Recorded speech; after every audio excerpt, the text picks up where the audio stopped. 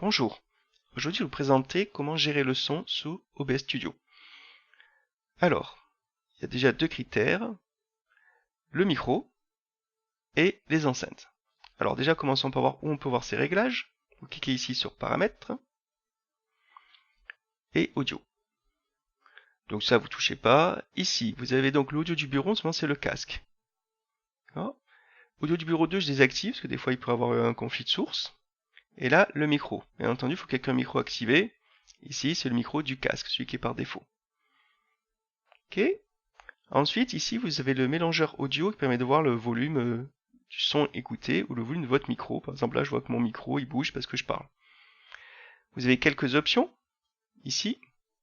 Donc, sur les enceintes ou sur le casque, je ne touche pas. Il y a d'autres endroits pour régler votre son que vous écoutez vous-même. Vous pouvez rajouter des filtres, etc. Ici, c'est donc le son de votre micro. Et là, je voyais que je l'ai un petit peu abaissé. Je peux remonter à 100%, mais je risque de saturer un petit peu plus. Donc, je vais remettre comme c'était, à -2. Et voilà. Là, pareil, si vous voulez que le son sortant, c'est tout le son sauf celui de votre micro. Donc, si vous voulez baisser le son du jeu par un autre procédé que baisser sous Windows, vous pouvez aussi toucher cette touche ici. Alors, regardons justement le micro, ce qu'on peut faire.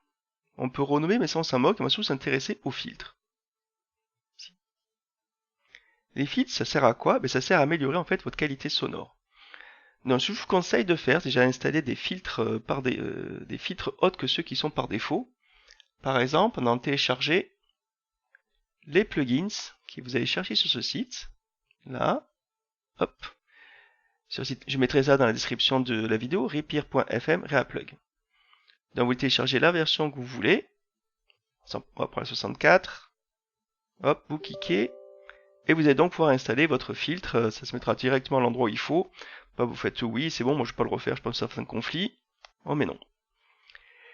Et dans ces filtres, vous allez avoir, il y en a deux qui vont surtout m'intéresser. Je ferme cette fenêtre. Donc là, quand vous faites plus, vous allez avoir ce nouveau truc, plugin VST 2X, c'est ce que vous venez d'installer. Tous les autres, ils sont là par défaut. Vous pouvez aussi les utiliser. Hein. Le gain, ça peut être sympa. Ouais, on peut créer le gain.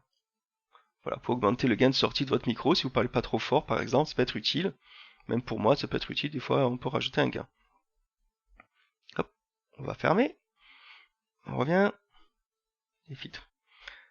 Alors, les autres filtres, j'utilise pas, parce que vous allez voir qu'ils sont tous les deux ici déjà introduits. Alors, on va commencer par réaffir. Donc, par exemple, vous faites plugin VST, vous faites plugin VST, et vous c'est un plugin, ça, c'est que vous venez tout d'installer. Et dedans, il y en a un qui s'appelle réaffir.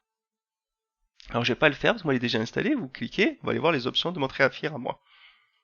Donc, on clique sur réaffir ici, et afficher l'interface du plugin. Alors, Ismi, il est ici. Voilà, je vais le chercher. À quoi ça sert? Donc là, vous voyez ma voix qui bouge en jaune ici, sympathiquement. Et là, on voit un petit trait rouge. Donc moi, j'utilise surtout pour ça. C'est-à-dire que là, vous allez cocher Subtract. Mettre ici Subtract. Et quand vous allez appuyer, là, vous pouvez changer aussi du visu pour cette case-là. Ça, j'ai pas trop compris à quoi ça servait. FFT Size, la taille de la fenêtre de Fourier ici qu'on voit. Vous appuyez ici et vous ne parlez plus. Ensuite, vous relâchez en appuyant sur le bouton et vous voyez cette courbe rouge qui a pris une forme. En fait, ça a enregistré les bruits de fond de votre pièce. Ainsi, quand on va parler, le son que vous voyez ici en jaune va se soustraire à cette courbe rouge qui est ici. Vous voyez la courbe grise? Ça, c'est quand je parle avec le bruit de fond. Et la courbe jaune, c'est ce qu'a fait Réaffir en soustrayant la courbe rouge à la courbe grise. Alors bien entendu, quand vous le faites, ça, il ne faut pas parler. Sinon après,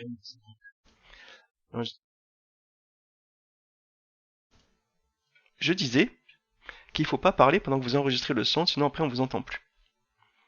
Voilà pour Réaffir. Ici, vous pouvez faire aussi un gain. Donc comme je l'ai baissé de l'autre côté, je peux le augmenter ici. Mais on pourrait augmenter le gain un petit peu de sortie de notre microphone, comme le fait le plugin gain qu'on a mis tout à l'heure. On ferme Réaffir et on va aller voir l'autre plugin. On va effacer ça parce que je n'ai pas besoin. L'autre plugin que j'utilise, c'est Réacomp. Vous voyez dans la liste, Réacomp, Réaffir. Donc Réacomp, on va afficher.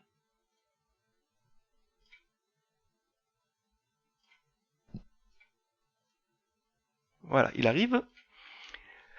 Un petit peu plus complexe, Reacomp, parce qu'en fait, Reacomp va ajuster les sons trop forts que vous émettez. Genre, si d'un coup vous parlez trop fort, eh ben, il va couper ce son trop fort en le réduisant automatiquement. Il peut aussi amplifier les sons faibles. Alors on va voir ça, comment il fait. Ça, on s'en moque, c'est pour amplifier avant que vous parlez, donc c'est un pré-comp, en plus ça va pas très bien fonctionner. Attaque, c'est le temps que va mettre le logiciel Reacomp pour mettre en place son augmentation ou sa réduction de son. Release, c'est l'inverse, c'est à la sortie de la trop forte augmentation de son qui va couper son effet d'amplification. Pardon, c'était release, ça, j'ai confondu. Attaque avant, release après. Ici, ratio, c'est le nombre de décibels que vous allez enlever par rapport à ce que vous avez dépassé. Par exemple, si j'ai mis une barre à 50 décibels et que je veux que tous les sons au-dessus de 50 décibels soient coupés. Imaginez, je parle à 58, et ben, il va diminuer 4 pour 1. Alors, attendez que je comprenne, il va diminuer. Donc, plus ce chiffre est fort, plus il va diminuer ce qu'il a dépassé. Et 4 pour 1 sur 58, je pense que je passe à 52. Le knee size, c'est pour lisser en fait cette compression. Ici, moi je touche pas, c'est pour par exemple faire utiliser le compresseur comme une certaine bande passante. Genre, si vous voulez pas l'utiliser pour des sons aigus ou pour des sons graves, vous rabaissez la distance entre les deux. Oui. Voilà, par exemple, notre compression va s'afficher qu'entre 39 et 1275 Hz. Ça, moi j'utilise pas. Et ici, c'est les niveaux quand le compresseur va se mettre en fonctionnement. Alors justement, quel est ce niveau? Tout à l'heure je dis 50 décibels, c'est ici. Plus ce truc se rabat, et plus ce compresseur va se mettre en marche. Ce qu'on voit ici par une barre rouge, ça c'est ce que le compresseur est en train de couper. Donc je vais un peu remonter si on essaie de rien entendre. Je vais me remettre à moins 15. Voilà. Là, quand je parle très fort, vous voyez, ça coupe un peu. Ok? Et plus j'augmente ça, et plus ça coupera. Ah, voilà. Vous voyez, c'est descendu à moins 3,9 décibels. Alors je ne sais pas de combien j'ai dépassé. Ça c'est dur à prévoir. Donc on va remettre un ratio que j'aime bien, c'est-à-dire un chiffre de 4, 5. Pas monter trop quand même. Hein. Sinon après votre discours va être très monotone. Alors, donc le threshold, le niveau de déclenchement du compresseur, le temps d'attaque, le temps de sortie, la qualité du compresseur, un petit lissage ici, c'est pour éviter de fonctionner en fonctionnant linéaire, ça lisse. L'activation du compresseur, la bande passante, et ici un dernier truc, c'est le wet. Alors dry, moi je n'utilise pas trop. Par contre, wet, c'est les sons faibles. Au contraire, c'est pour juste amplifier les sons faibles. Par exemple, vous êtes un peu fatigué de vos streams, vous parlez un petit peu moins fort. Donc vous allez avoir des paroles qui vont jamais sortir de la limite threshold qui est à gauche. En fait, threshold c'est là, c'est la limite. Et vous allez avoir des sons très faibles. Ben, il va les amplifier en fait, ces sons très faibles. Donc ça va un petit peu augmenter tous les sons qui sont en dessous du threshold. Je vous conseille de pas mettre trop haut. Hein. Mais une petite valeur peut-être être efficace quand même pour des sons où, par exemple, si vous commencez à avoir une toute faible, et bien là, le threshold, le wet va intervenir en augmentant ces sons. Voilà pour Reacomp. Je vous mettrai aussi une vidéo qui dure d'1 heure, faite en langue française, qui est vraiment géniale, qui explique tout ce filtre Reacomp. Donc reprenons un petit peu. Les filtres pour le micro, réaffirme très important, faire l'option Subtract. Ici. Voilà.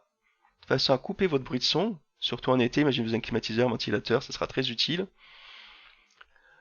Reacomp, c'est pas vraiment obligatoire, mais ça permet de compresser les sons trop forts, principalement.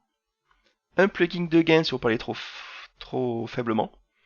Et sinon, ici, vous pouvez couper aussi votre micro par ces petites barres bleues. Voilà, j'espère que vos sons seront de qualité maintenant dans vos streams. Je suis en train d'encore peaufiner ça. Bien entendu, ça ne changera pas la qualité du micro. Là, j'ai un micro casque. J'espère que le son est pas trop mauvais. Mais je pense qu'un micro style Blue Yeti ou autre sera quand même meilleur qu'un micro casque. Voilà, je vous remercie de nous avoir suivis et à bientôt. Certainement pour un tuto sur les scènes automatiques, ce qui est très important pour streamer League of Legends par exemple, pour changer de scène entre différents clients du jeu. Ciao ciao!